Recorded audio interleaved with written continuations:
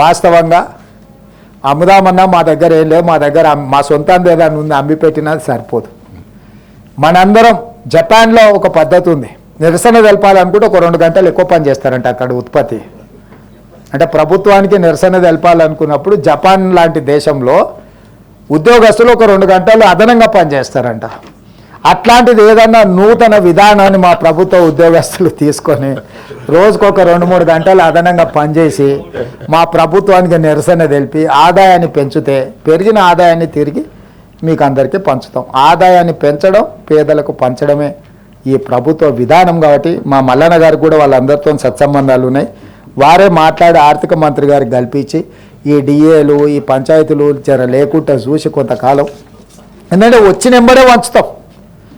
ఒకవేళ వస్తుందా లేదా అనే దానికి ప్రతిరోజు రిజర్వ్ బ్యాంకు అది లెక్క చూసేది కూడా మనోళ్ళకి ప్రతిరోజు పొద్దున్నే మీటర్ చూపి ఉప ముఖ్యమంత్రి గారు, ఎందుకని అంటే ఒకవేళ మనం చెప్తుంది నిజమా అబద్ధమా అని అనుమానం కూడా లేకుండా అన్ని వివరాలు వాళ్ళకి చూపించండి. ఎందుకంటే వీళ్ళందరూ సహకరిస్తేనే ప్రభుత్వం ముందుకెళ్తుంది అధ్యక్ష. కేంద్ర ప్రభుత్వాన్ని కూడా మేము పదే కలుస్తున్నది అందుకే. ఉన్న అప్పులను డెట్ రీస్ట్రక్చర్ చేసుకోవాలి, రేట్ ఆఫ్ ఇంట్రెస్ట్ తగ్గించుకోవాలని, కొన్ని అదనంగా కేంద్రం నుంచి నిధులు రాబట్టుకోవాలని, కొన్ని కొత్త ప్రాజెక్టులకు కొత్త నిధులు మంజూరు చేయించుకోవాలని.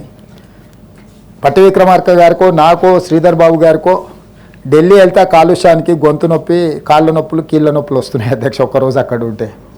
వీటన్నిటిని కూడా భరించుకుంటూ ఎందుకు పదే ఢిల్లీ ప్రయాణం చేస్తున్నాం అంటే కేంద్ర ప్రభుత్వం కూడా సహకారం అందించాల్సిన అవసరం ఉంది, వాళ్ళతో సహకారం తీసుకోవాల్సిన అవసరం ఉన్నది అధ్యక్ష.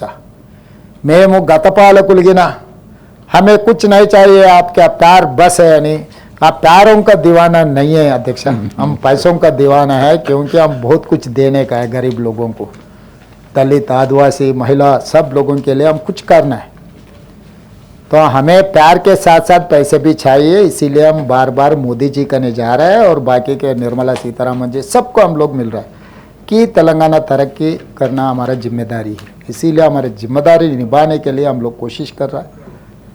దానికి పూర్తి స్థాయిలో సహకారం ఉండాలి. గవర్నర్ గారు వ్యవస్థలతోని మేము ఒక సత్సంబంధాలను పెట్టుకున్నాం. అటు న్యాయ వ్యవస్థ పట్ల, గవర్నర్ వ్యవస్థ పట్ల, కేంద్ర ప్రభుత్వం పట్ల, ఎన్నికల అధికారుల పట్ల, ఒక రాష్ట్ర ప్రభుత్వానికి సంస్థలతోని ఒక సత్సంబంధాలను ఏర్పరచుకొని ఒక మంచి పరిపాలన, గుడ్ గవర్నెన్స్ ఇవ్వాలనుకుంటున్నాం. ఈరోజు గవర్నర్ గారి ప్రసంగంలో చాలా విషయాలు మంత్రివర్గ ఆమోదం మేరకు ప్రస్తావించారు. ఈ సభలో కూడా అర్థవంతమైన చర్చ జరిగింది. మనం ఈ సభను అక్కడికి తీసుకెళ్ళాలి, అక్కడ ప్రారంభించుకోవాలని పోయినసారి కూడా ఇక్కడ మాట ఇచ్చినాం. కొంత పనులు వెనక ముందు జరుగుతూ ఉన్నట్టు వాటిని పూర్తి చేసుకుంటే పక్కనే ఉంటుంది. వీలైనంత మేరకు ఈ సభలోకి నేను వచ్చి కూర్చుంటా. విద్యా విషయంలో కూడా చాలా ప్రతిపాదనలు వచ్చినాయి. ఇంతకుముందు తమ చేంబర్లో మాట్లాడినప్పుడు ఓ రోజు ప్రత్యేకమైన చర్చ పెట్టుకుందాం. ప్రొఫెసర్ కోదాన్ రామ్ గారు, లేకపోతే ఏవిఎన్ రెడ్డి గారు, ఇతర మా విద్యా కమిషన్ కూడా కొన్ని ఇచ్చింది.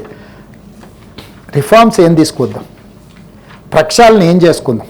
29,550 స్కూల్స్ ప్రభుత్వ పాఠశాలలు ఉన్నాయి, కానీ 24 లక్షల మంది మాత్రమే స్టూడెంట్స్ ఉన్నారు. అది 18,70,000 పడిపోయింది. ప్రైవేట్లో 11,000 పైచిలకు స్కూళ్ళు ఉంటే 36 లక్షల మంది విద్యార్థులు ఉన్నారు. ప్రైవేట్లో 11,000 పైచిలకు స్కూల్లో 36 లక్షల విద్యార్థులకు చదువు చెప్తున్నప్పుడు అత్యంత అనుభవం కలిగిన ఉపాధ్యాయులు ఉన్న 29,550 ప్రభుత్వ పాఠశాలల్లో ఎందుకు 18 లక్షల పైచిలకే విద్యార్థులు ఉన్నారు? మన అందరం ఆత్మ పరిశీలన చేసుకోవాలి. ప్రజాప్రతినిధుల నుంచి ప్రభుత్వ ఉద్యోగస్తుల వరకు, ముఖ్యంగా టీచింగ్ స్టాఫ్, ఒక విద్యార్థి మీద ఎంత ఖర్చు పెడుతున్నా ఒక అంచనా వేయండి. ఏవిఎన్ రెడ్డి గారికి అనుభవం ఉంది, నేను వారికి సూచన చేస్తున్నా. Each and every student in residential schools and day school, ఒక్కొక్క స్టూడెంట్ మీద ప్రభుత్వము పెడుతున్న ఖర్చు ఎంతనో విశ్లేషించండి. ఈరోజు ప్రైవేట్ స్కూల్లో ఒక విద్యార్థికి 2,000, 3,000 వాళ్ళ పేరెంట్స్ ఫీజు కడుతుంది పర్ మంత్. అంటే నెలకు వచ్చేవరకల్లా 25,000, 30,000 కట్టొచ్చు నాకు తెలిసి. పెద్ద కార్పొరేట్ స్కూల్స్ కొన్ని మినహాయింపు దీనికి. కానీ అలా రెసిడెన్షియల్ స్కూల్లో చదువుకుంటున్న పిల్లల మీద రాష్ట్ర ప్రభుత్వం 40,000 ఖర్చు పెడుతుంది దాదాపుగా. డే స్కూళ్ళల్లో చదువుతున్న విద్యార్థులకి 80,000 నుంచి 90,000 ఖర్చు పెడుతున్నాం పర్ ఇయర్.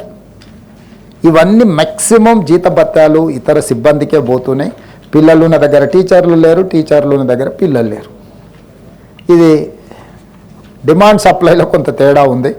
ఈ విషయాలన్నిటిని కూడా చదువుకున్న వాళ్ళందరూ ఆలోచన చేయండి, ఈ ప్రభుత్వానికి సూచన చేయండి. వీటన్నిటిని సరిదిద్దాలనే చిత్తశుద్ధితోని మేము ప్రయత్నం చేస్తున్నాం. వీటన్నిటిని కూడా సరిదిద్దుదాం. మనం ఒక పాలసీ డాక్యుమెంట్ తెచ్చుకుందాం. పాలసీ లేకుండా మనం పని చేయలేం.